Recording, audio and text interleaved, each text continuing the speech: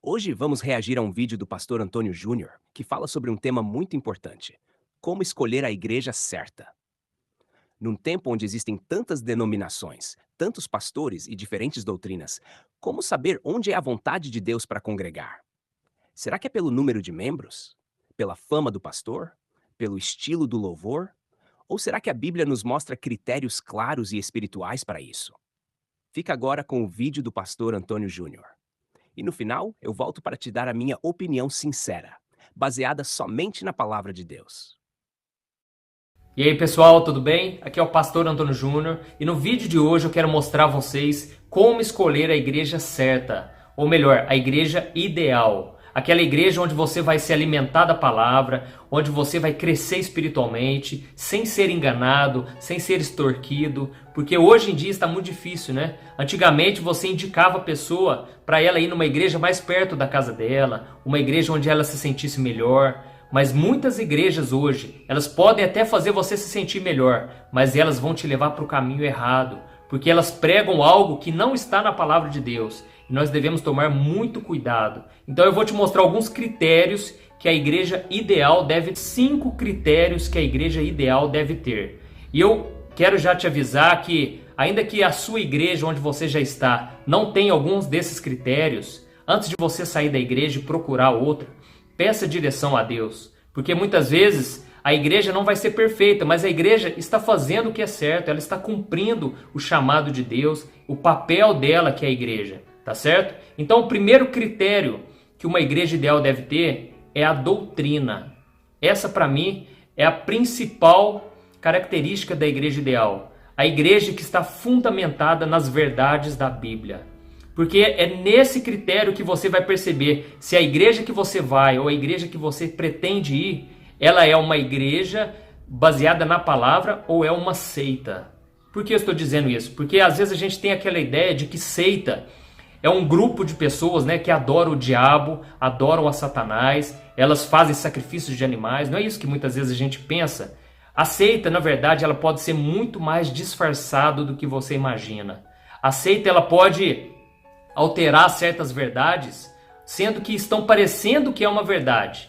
Então uma seita é aquele grupo de pessoas que eles adulteraram a verdade. Eles trocaram a verdade por uma meia verdade, né? Então um exemplo, né? Tem muitas igrejas hoje em dia que elas têm defendido que a salvação é pelas obras, é através dos usos e costumes.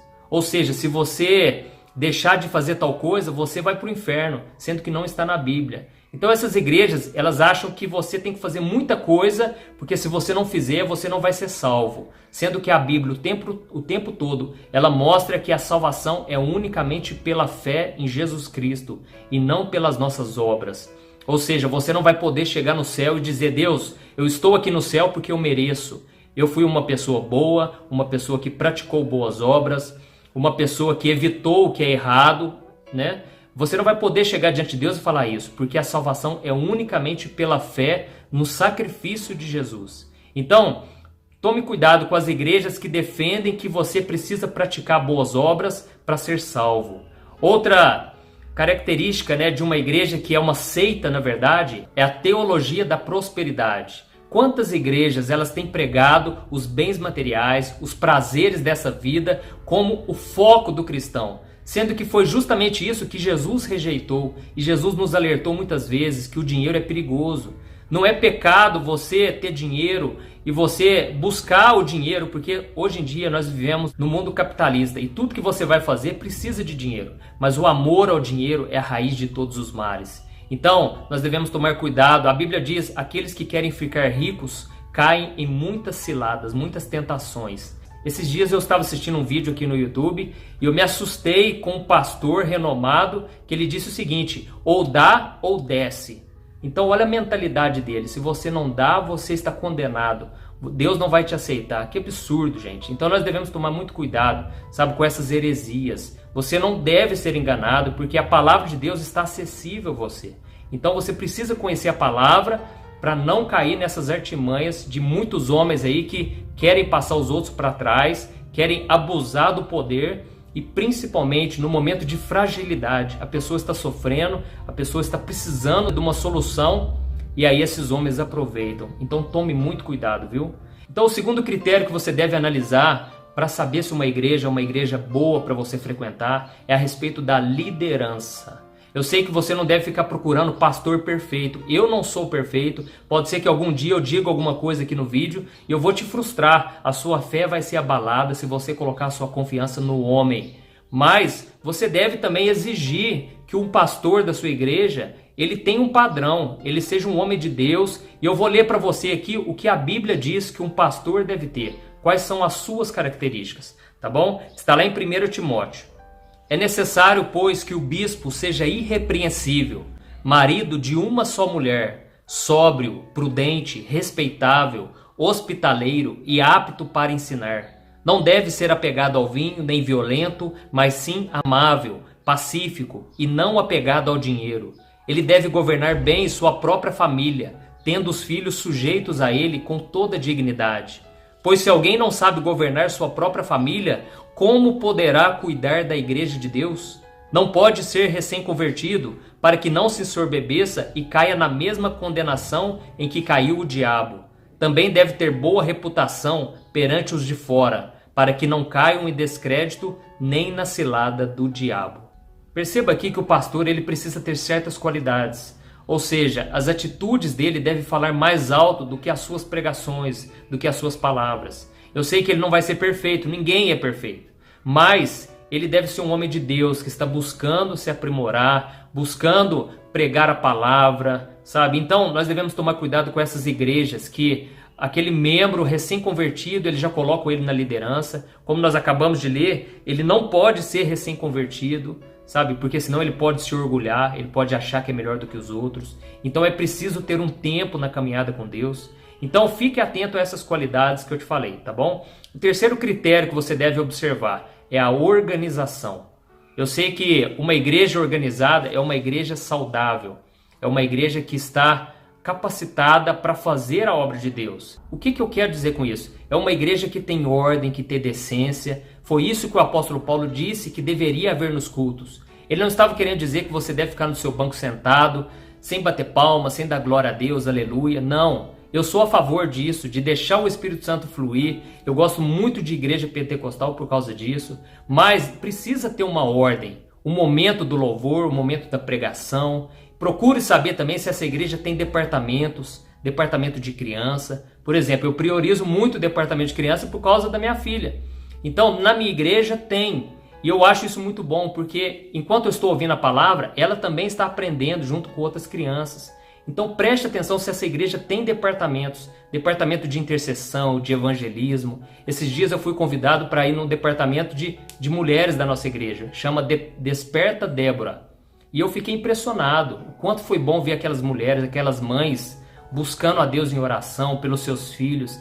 Então isso tudo pode te ajudar bastante para você também ter o que fazer. Para você se sentir útil na obra de Deus. Tá bom? Esse é o terceiro critério. E o quarto critério, você deve analisar a receptividade.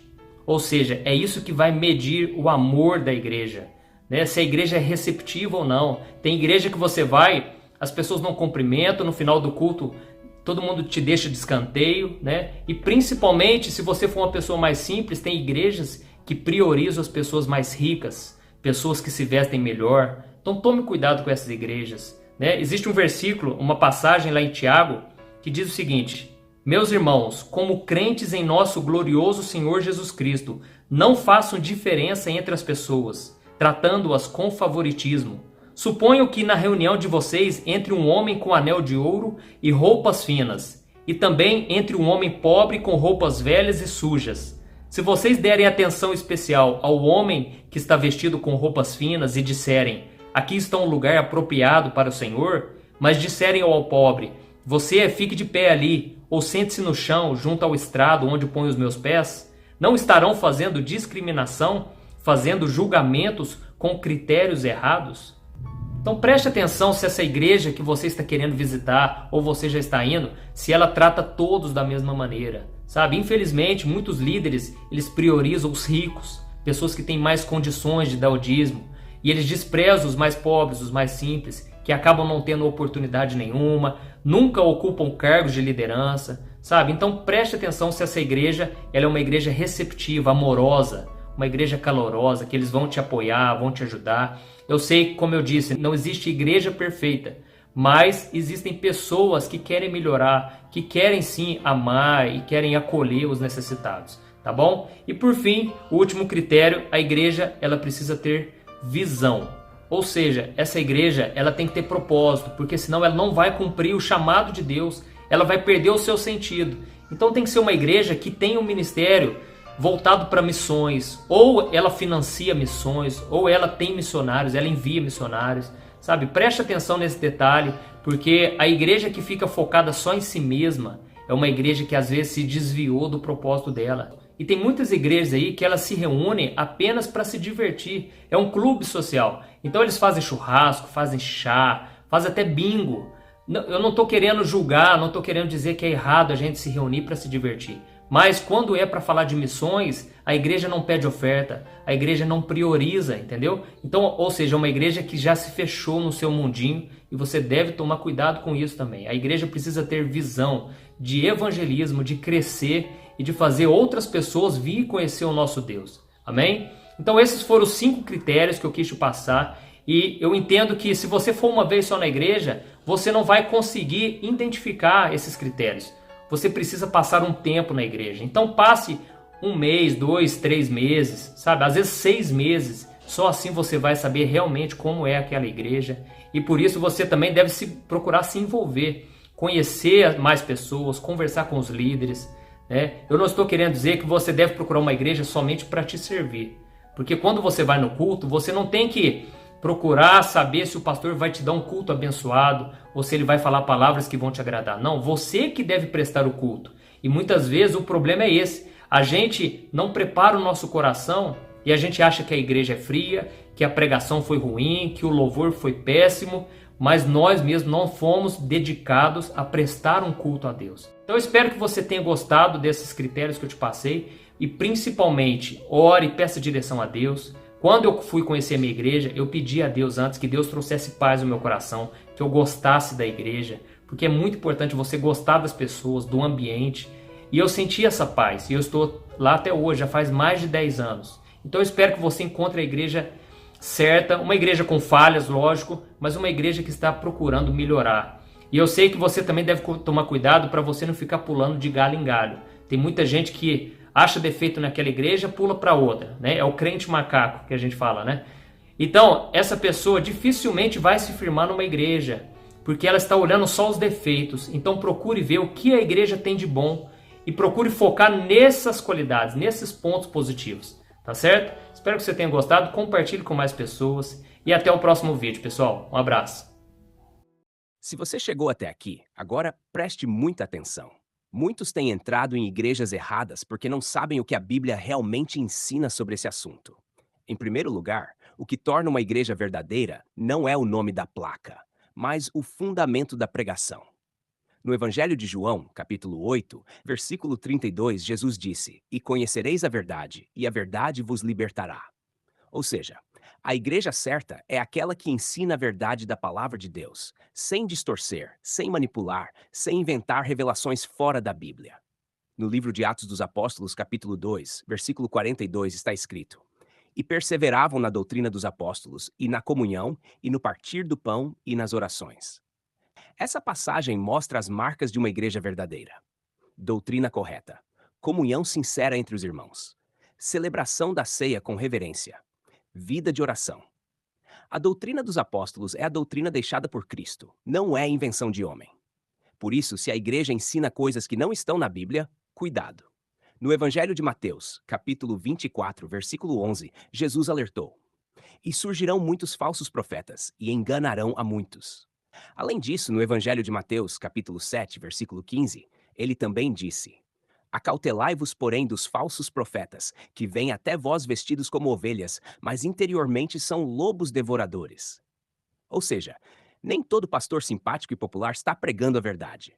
Você precisa observar se a pregação dele está alinhada com a Bíblia inteira, e não só com versículos isolados usados fora de contexto. Em Gálatas, capítulo 1, versículo 8, o apóstolo Paulo foi ainda mais direto. Mas, ainda que nós mesmos ou um anjo do céu vos anuncie outro evangelho além do que já vos pregamos, seja anátema. Isso mostra que não existe novo evangelho.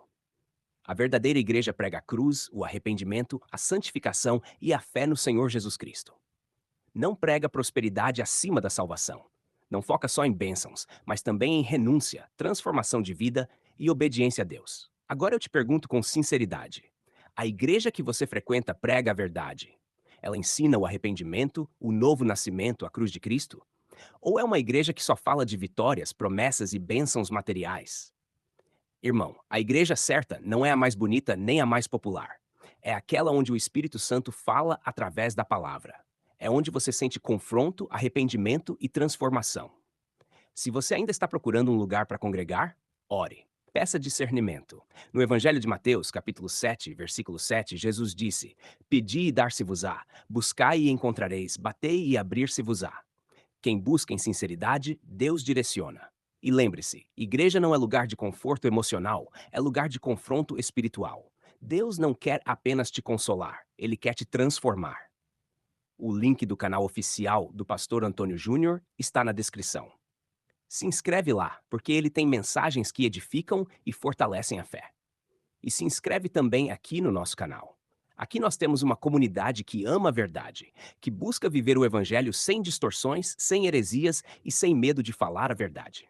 Compartilhe esse vídeo com alguém que precisa entender como escolher uma igreja com sabedoria. Não brinque com sua salvação. Escolha um lugar onde Cristo seja o centro e a Bíblia seja o fundamento. Que Deus te abençoe. Até o próximo vídeo. Em nome de Jesus. Amém.